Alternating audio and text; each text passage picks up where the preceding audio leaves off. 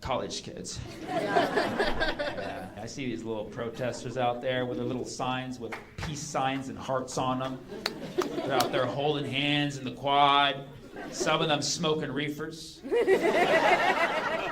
Thank God we have strapped federal agents rolling up in dozens to take down one of these little kids at a time. The most efficient use of my tax dollars I've ever seen. Now, ICE is somehow, they have like a El Salvadorian team and then the rest is dedicated to college kids. Yeah. You guys obviously know what ICE is, but do you know what ICE stands for? Israel's coming for everybody. You know.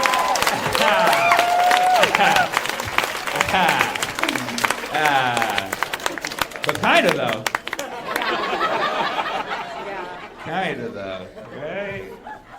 ICE is really putting a lot into these college kids. And not just any college kids, it's pro-Palestine protesters. And if you've been watching over the last few months, they've been like in groups just rolling up and kidnapping these kids, detaining them and threatening to deport them, which is already, questionable and also just like pretty alarming if you're a student here on a visa with a point of view, that people should live. You know what I mean? And you're like, oh, what's next? Am I going to jail? It's pretty scary, even just as like a third-party observer who's, calling ICE frequently myself. It's pretty alarming to watch these students just get straight up abducted and handcuffed and just like roughed up in that way. And it was scary for a minute, because if you've been paying attention recently, you would see that one by one, each one of these kids is winning their cases. One by one.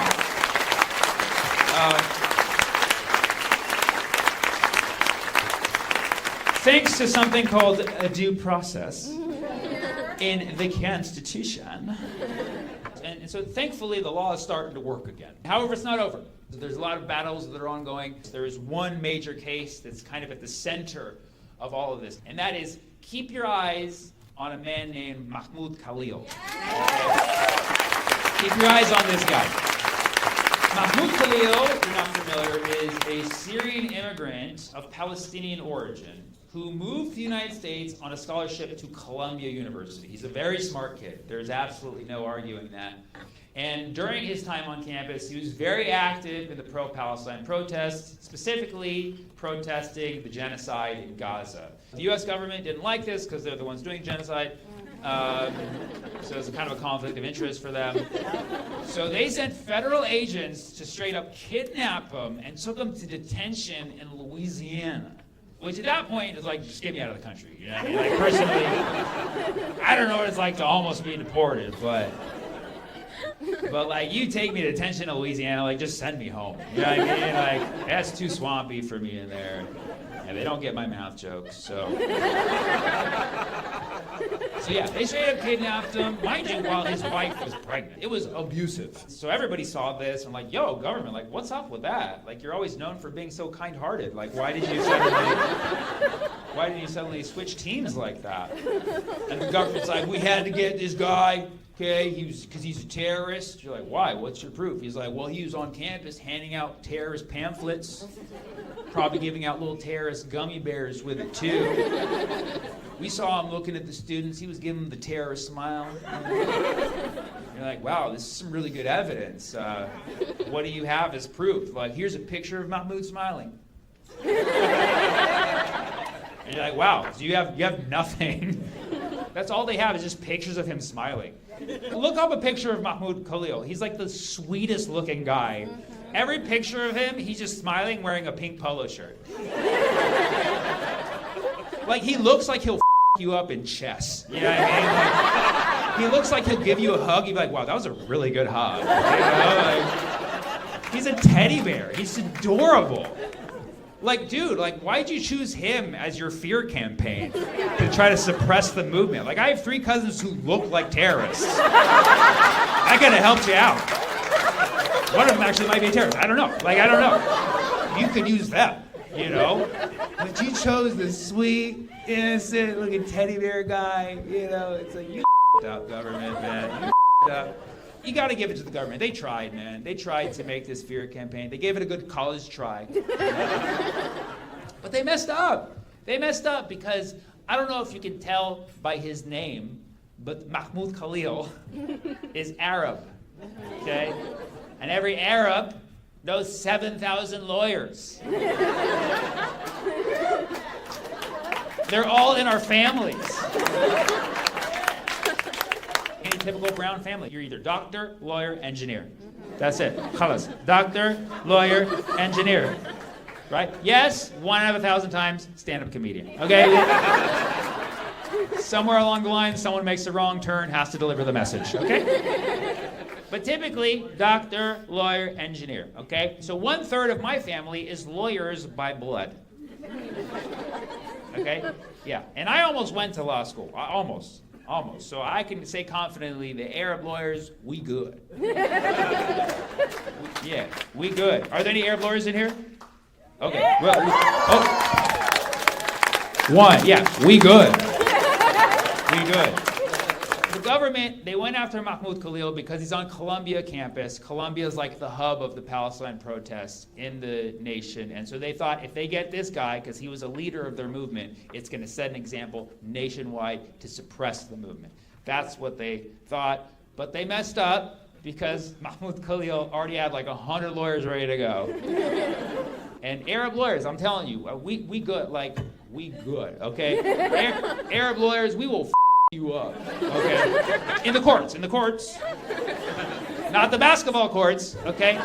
But the legal courts, okay? Yeah, people say we're terrorists, we're mental terrorists, for sure, dude. We'll you up with some logic games, you know what I mean? Yeah. No, it's true. Arabs fundamentally understand how to use the law. Okay? Why? Because we were kind of around when the law was invented. Okay? To start civilization, you're going to need laws.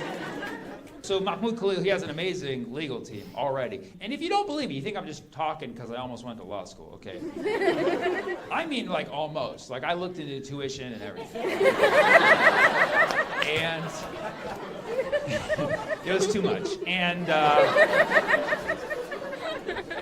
And if you don't believe me, let me give you an example of how badass Arab lawyers are in a way that you probably don't even know, okay? Are you aware that in the United States, every Middle Eastern person is considered white? Did you know this? Yes. When I fill out a census form, I have to check the white bubble. Okay? Yeah. You've come to see a white man tonight. I don't know if you know that. Yeah. This is not a DEI show. No. I earned this, okay? I earned this. I'm doing this for all the other whites, okay?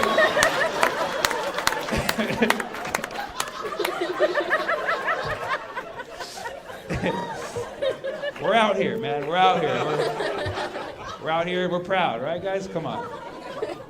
But yeah, I can't say it enough. I'm white, okay? And there's a reason for this. There's a reason why we're considered white. It's because there was a major court case that was won in 1909. Okay, 1909, which is a year that none of us wanted to be alive in. Okay? Yeah, even us white people. No? Okay. Not a good year for any of us. Okay.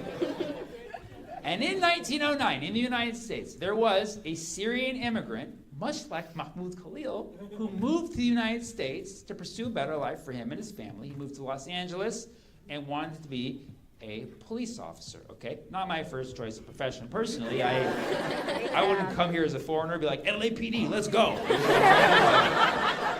That's what he wanted to do. Bless his heart. And he wanted to protect and serve his community. And one night, he's patrolling his neighborhood, just doing his job, and there's this drunk kid, maybe late teens, early 20s, running around, breaking things, cursing, starting fights. Could have been from Manchester, Connecticut. I don't know. So, rightfully so, the Syrian immigrant arrests the kid. And as he's arresting the kid's like, oh, do you know who my father is? That's never a good sign when you hear that. And it turns out this kid's dad was one of the most prominent lawyers in the LA area. And immediately, the lawyer dad took the Syrian immigrant to court, charged him, saying that he had no right to arrest his son because he was, quote, not a real American. Oh my goodness. Yeah, which, I know there's some immigrants in here like, hey, that's a compliment. No, it's not. It's a mean thing to say. This guy's just trying to blend in, live a better life. Mind you, the Syrian immigrant, his name was George. Can you get any more American of a name than George Washington? You know what I mean? It wasn't Washington. It was like, it was something else. It was like George Khalil or something like that. But still, it's like, come on, man. This guy's just trying to blend in. His name is George. And you're saying he had no right to do his job properly because he's not a real American? But they made a mistake. They made a mistake because George was Arab and already had 100 lawyers ready to go. He had them on his speed dial, okay, on his rotary phone. He was ready. And so he assembles a legal team from the Arabs in his community. They're all his cousins. And they put together a case. And they really worked hard on it. And immediately they took it to the city court, won that. They took it to the state court, won that. They made it all the way to the Supreme Courts of the United States. This is crazy. You can look this up. I'm not making this up. I had to do research for this, okay? I almost was a lawyer. In 1909, a Syrian immigrant makes it in front of the Supreme Court of the United States. That's unheard of. Arab lawyers, man. Arab, look, we'd a bomb. You know what I'm saying? I could pick a better, whatever. We good. Now, unfortunately, in 1909, having an Arab lawyer at the Supreme Court was not very en vogue. So they had to hire white lawyers to represent George in court. So they had the white lawyers, but the white lawyers got other counsel from the Arab lawyers in his community. So it was basically Arab lawyers in whiteface. It was a reverse Trudeau situation. And so in 1909, these lawyers, they get in front of the Supreme Court. They get in front of a Supreme Court judge, and they're like, Your Honor, we are here today to prove that my client, George, is innocent, that he is, in fact, a real American, because he's white.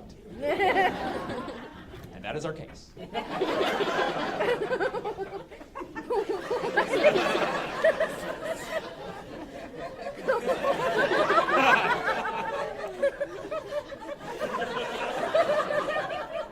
And the whole courtroom's like, what the are you talking about?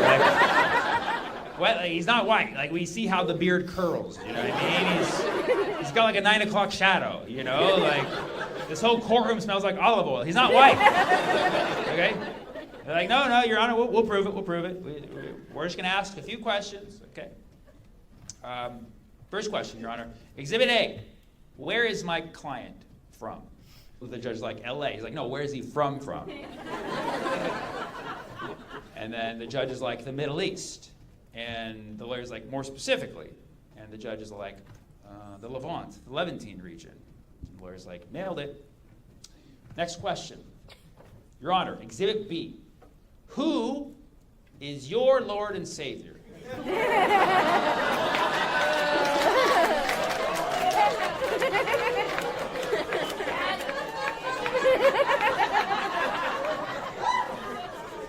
The judge starts to sweat. He's like, oh, Jesus Christ, of course. That's the only one you're allowed to have in 1909. And the lawyer's like, nailed it. Sorry.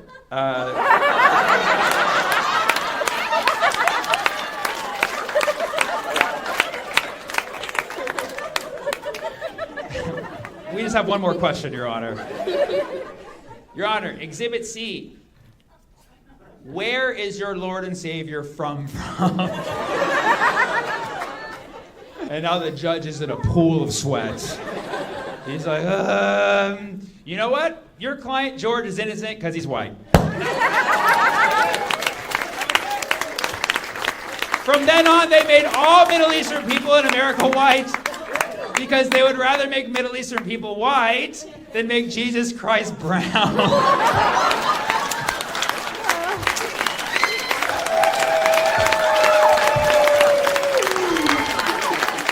Arab lawyers, dude. Diabolical.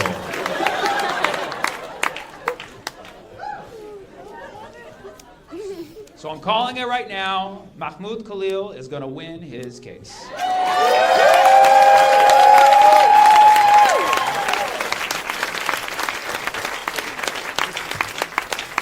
Because he's white. Yep. Since 1909.